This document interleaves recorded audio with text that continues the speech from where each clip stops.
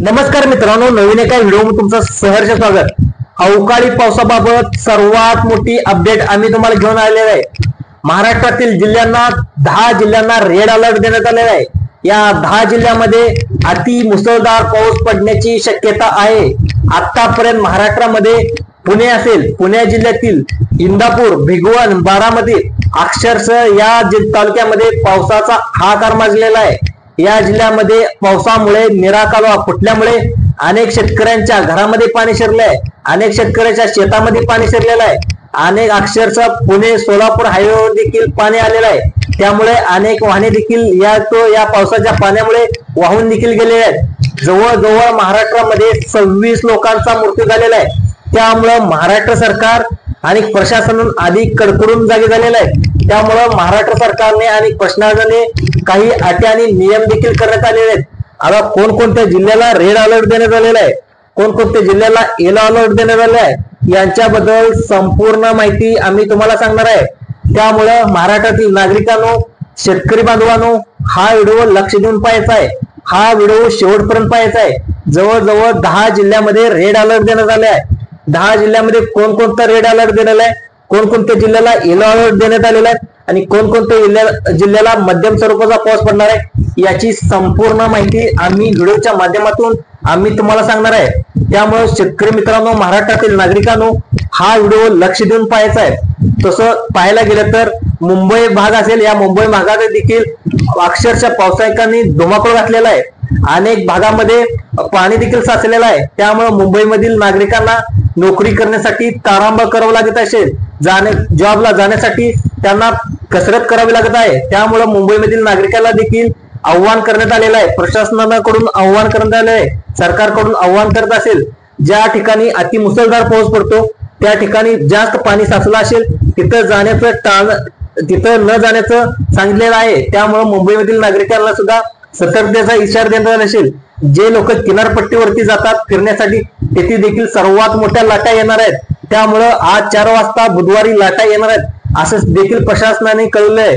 आणि मुंबई भागातील जे नागरिक चौपाटीवरती समुद्रावरती फिरायला गेलेत त्या देखील त्याचा सतर्कतेचा इशारा दिलाय आणि तिथे फिरण्यास बंदी देखील करण्यात आलेला आहे। त्यामुळे आज बुधवारी सर्वात मोठ्या लाटा मुंबईमध्ये येणार आहेत अशी माहिती देखील सांगण्यात आलेली आहे। आणि 12 जिल्ह्यामध्ये रेड अलर्ट देखील देण्यात आलेला आहे। काही जिल्ह्याला येलो अलर्ट देखील देण्यात आले आहे। त्यामुळं संपूर्ण व्हिडिओ लक्ष देऊन पाहायचा आहे। कोणकोणत्या जिल्ह्याला रेड अलर्ट आहे, कोणकोणत्या जिल्ह्याला येलो अलर्ट आहे, याची संपूर्ण माहिती मी लगेच सांगणार आहे। त्यामुळं हा व्हिडिओ लक्ष देऊन पाहायचा आहे। आपल्या महाराष्ट्राचं हवामान विभाग याने देखील अंदाज वर्तवला आहे। दुसरं पाहायला गेलं तर सगळ्यात जास्त आपण विश्वास ठेवतो ते म्हणजे पंजाबराव डग पाटील याने देखील अंदाज वर्तवला आहे। इथून पुढे पावसाचा जोर अतिशय वाढणार आहे। दुसरं पाहायला गेलं तर अहिल्यानगर असेल, सोलापूर असेल, या भागात देखील पिकांचं, बागायती पिकांचं, अनेक लोकांचं भरपूर असं नुकसान झालेलं आहे। त्यामुळे प्रशासनाने कोणकोणत्या अटी आणि नियम काढले आहेत, तुम्ही पावसामध्ये पाऊस पडत असताना तुम्हाला कोणत्या गोष्टीची काळजी घ्यावी लागणार आहे, याची संपूर्ण माहिती मी या व्हिडिओच्या माध्यमातून सांगणार आहे। प्रशासनाने कोणकोणत्या अटी आणि नियम सांगण्यात आलेले आहे याची संपूर्ण माहिती देखील मी लगेच सांगणार आहे। त्यामुळे व्हिडिओ लक्ष देऊन पाहायचा आहे। त्यामुळे हा एक व्हिडिओ पाहिल्यामुळे अनेक लोकांचा जीव देखील वाचणार आहे। त्यामुळे हा व्हिडिओ लक्ष देऊन पाहायचा आहे।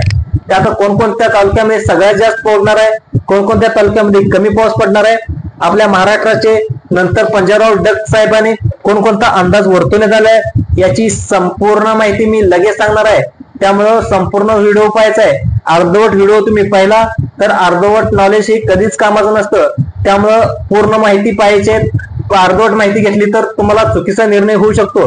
त्यामुळे शेवटाला एक अशी गोष्ट सांगणार आहे की तुम्ही पावसामुळे तुमचं कोणतंही नुकसान होणार आहे। त्यामुळे शेवटपर्यंत व्हिडिओ पाहायचा आहे। त्याच्या माध्यमातून तुम्ही काही गोष्टीचा सुरक्षा देखील वाढवू शकता। आता पाऊस हा अतिशय वादळ आणि वाऱ्याचा असणार आहे। अवकाळाचा पाऊस म्हटल्यावर प्रत्येक ठिकाणी वाऱ्याचा वेग अतिशय असणार आहे। त्यामुळे अनेक गारपीट देखील पडणार आहे। त्यामुळे तुमचं नुकसान देखील होऊ शकतो। अनेक शेतकऱ्यांचं शेती पिकाचं देखील नुकसान होऊ शकतं। आता महत्वाची गोष्ट करायला लागणार आहे, कोणकोणत्या टिप्स देखील पंजाबराव डग आणि महाराष्ट्र हवामान विभागाने दिलेत। तुमच्या पिकांची काळजी कशी घ्यायची, तुमच्या वस्तू आहेत वस्तूंची काळजी देखील कशी घ्यायची याची संपूर्ण माहिती मी लगेच सांगणार आहे। त्यामुळे लक्ष देऊन व्हिडिओ पाहायचा आहे। त्यामुळे आता सुरुवातीला कोणते 12 जिल्हे असणार आहेत ते देखील मी लगेच सांगणार आहे। 12 जिल्ह्यामध्ये सर्वात जास्त काळजी घ्यायची आहे। याच 12 जिल्ह्यात सगळ्यात जास्त पाऊस येणार आहे। आता कोणता मोठा धोका आहे, कोणत्या जिल्ह्यामध्ये सगळ्यात जास्त, कोणत्या जिल्ह्याला जास्त धोका हे देखील सांगणार आहे। सर्वात पहिला जिल्हा आहे तो म्हणजे सातारा जिल्हा। सातारा जिल्ह्यामध्ये सगळ्यात जास्त मोठा पाऊस पडणार आहे। या 2 दिवसाच्या अगोदर देखील मान, खटाव यामध्ये अति मुसळधार पाऊस पडलेला आहे। या भागातील, सातारा जिल्ह्यातील भागातील या तालुक्यामध्ये अति मुसळधार पावसामुळे शेती आणि बागायतीचं खूप असं नुकसान झालेलं आहे। त्यामुळे आता कोणकोणत्या प्रशासनाने अटी आणि नियम सांगितलेत, आपल्या पिकांची काळजी कशी करायची हे देखील सांगितलेलं आहे। ज्यांच्या शेतामध्ये भुईमुग असेल, सोयाबीन असेल, मका असेल, त्यांनी लवकरात लवकर काढून याची सुरक्षित स्थळी त्याचं विल्हेवाट करायची अशी माहिती देखील प्रशासनाकडून सांगण्यात आलेलं आहे। अनेक लोकांना पाऊस पडल्यामुळे पेरणी करण्याचे वेध लागले आहेत, तर प्रशासनाकडून सांगण्यात आलेलं आहे की इथून पुढे देखील अति मुसळधार पाऊस पडण्याची शक्यता दाट आहे।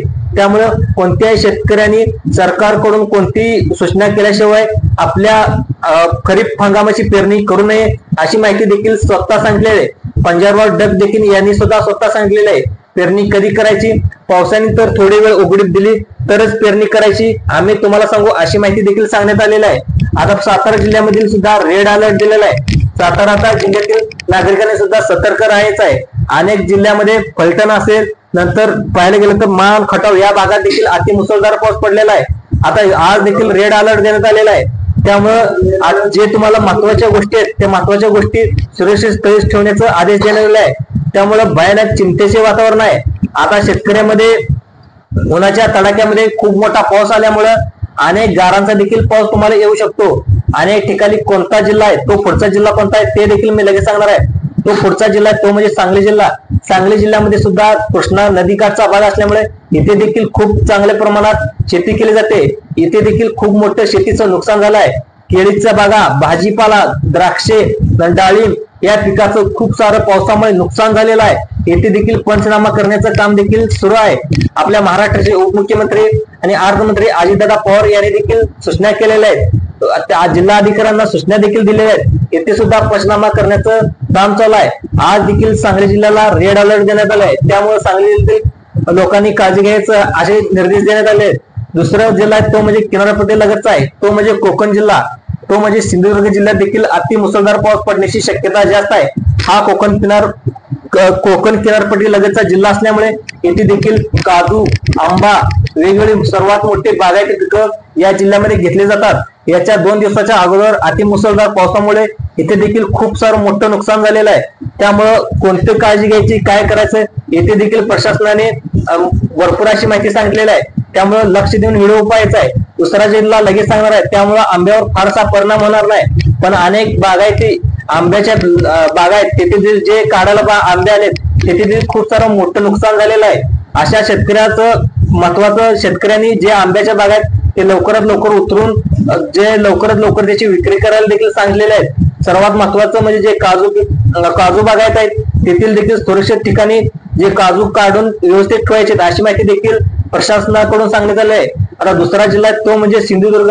सिंधुदुर्ग जिल्ह्यात सुद्धा कोकण परिसर असल्यामुळे इथे देखील खूप सारा मोठा पाऊस पडतो। याच्या अगोदर देखील 2 दिवसाच्या पाठीमागं खूप सारा मोठा पाऊस पडलेला आहे। इथे देखील काळजी करायचं सांगितलं आहे। आता येथे देखील या जिल्ह्याला देखील रेड अलर्ट देण्यात आलेला आहे। येथील जो सिंधुदुर्ग जिल्ह्यातील देखील सुरक्षित राहण्याचं सांगितलेलं आहे प्रशासनाकडून। दुसरा जिल्हा आहे तो म्हणजे रत्नागिरी जिल्हा। रत्नागिरी जिल्ह्यामध्ये देखील आंब्याच्या बागा आहेत, नंतर काजूच्या बागा आहेत, नंतर नारळाच्या बागा आहेत। हे किनारपट्टी लगतचा जिल्हा असल्यामुळे यामध्ये देखील मोठ्या प्रमाणात पाऊस होऊ शकतो, अति मुसळधार पाऊस होऊ शकतो। याच्या अगोदर देखील किनारपट्टी असल्यामुळे इथे सुद्धा खूप सारं मोठं नुकसान झालेलं आहे। म्हणजे ते जे मच्छीमार आहेत मच्छीमाराला देखील जे खोल समुद्रात जायला मनाई करण्यात आलेली आहे। त्यामुळे जे सिंधुदुर्ग जिल्हा इथे देखील रेड अलर्ट देण्यात आले। इथे सुद्धा अति मुसळधार पाऊस पडण्याची दाट शक्यता देण्यात आली आहे। त्यामुळे या जिल्ह्याला देखील रेड अलर्ट देण्यात आलाय। या ह्याच्यामध्ये खूप फळपिकं असल्यामुळे इथे सुद्धा सुरक्षा करण्याचं प्रशासनाकडून सूचना करण्यात आलेल्या आहे। आता दुसरं महत्वाचा असणारा जिल्हा आहे तो म्हणजे सिंधुदुर्ग जिल्हा असेल, रत्नागिरी जिल्हा असेल। येथे खूप मोठ्या बागायती पिकं आहेत आणि इथं खूप सारं मोठं नुकसान देखील झालेलं आहे। त्यामुळे याचं नुकसान वाचवण्यासाठी प्रशासनाने काही उपाययोजना देखील केलेल्या आहेत। या कोणकोणत्या दिवशी पिकं काढून घ्यायची, कोणकोणत्या ठिकाणी पिकं काढायची नाही याची व्यवस्था देखील करण्यात आलेली आहे। आता अशा पिकावर मोठ्या प्रमाणात संकट उभा राहणार आहे। जर अतिमुसळधार पाऊस पडला, उदाहरणार्थ पुण्यामध्ये जर तुम्ही पाहिला देखील असेल, पुणे असेल, भिगवण असेल या ठिकाणी अतिमुसळधार पाऊस पडला आणि जो नीरा कालवा आहे तो नीरा कालवा फुटून अनेक शेतकऱ्यांना फटका बसला, अनेक शेतकऱ्यांच्या घरामध्ये पाणी घुसलं. जो पुणे सोलापूर हायवे, त्या पुणे सोलापूर हायवेवर देखील पाणी आलं आणि तेथील अनेक वाहने देखील वाहून गेली, ट्रॅक्टर देखील वाहून गेला, इनोवा गाडी देखील वाहून गेली. त्यामुळं इथं पुणे कालवा फुटून अक्षरशः दानादिन उडालेले आहे. आणि तसं पाहायला गेलं तर जे धाराशिव जिल्हा आहे, धाराशिव जिल्ह्यामध्ये अक्षरशः अतिमुसळधार पावसामुळे त्याची अक्षरशः विहीर खचलेली आहे, त्याची संपूर्ण विहीर मुजून गेलेली आहे, विहीर बांधून देखील त्याची विहीर मुजून गेलेली आहे. पाणी अति जास्त प्रमाणात आल्यामुळं विहीर पूर्ण खचून मुजून गेलेलं आहे. त्यामुळं अनेक जिल्ह्यामध्ये पंचनाम्याचं काम देखील मोठ्या प्रमाणात चाललेलं आहे. अनेक जे नुकसान भरपाई लवकरच भेटणार आहे अशी माहिती देखील महाराष्ट्र सरकारने दिलेली आहे. आता त्या जिल्ह्यामधील कोणकोणते रेड अलर्ट आहेत ते देखील मी लगेच सांगणार आहे. त्यानंतर पुढचा जिल्हा तो म्हणजे पालघर. पालघर जिल्ह्यामध्ये देखील अलर्ट देण्यात आला आहे. या भागात देखील चांगल्या पिकांचे भाजीपालाचं खूप सारं मोठं उत्पादन होतं. इथे सुद्धा अतिमुसळधार पावसामुळे खूप मोठं असं नुकसान झालेलं आहे. हे जिल्हा मुंबईला लागून असल्यामुळे या भाजीपाल्यांची खूप देवाणघेवाण होते. त्यामुळे मुंबईमधील जो भाजीपाला आहे तो महाग देखील शकतो थोड्या प्रमाणात.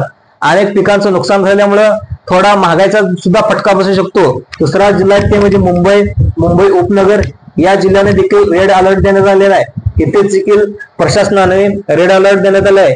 जे व्यक्ती जॉब करण्यासाठी जातात तिथे त्यांना सुद्धा सुरक्षित राहण्यास सांगितलेलं आहे. जिथे अतिमुसळधार पाऊस पडतो, जास्त पाणी साचतं त्या ठिकाणी मनाई करण्यात आलेली आहे. सुरक्षित ठिकाणी जाण्या येण्याचं काम त्यांनी सांगितलेलं आहे.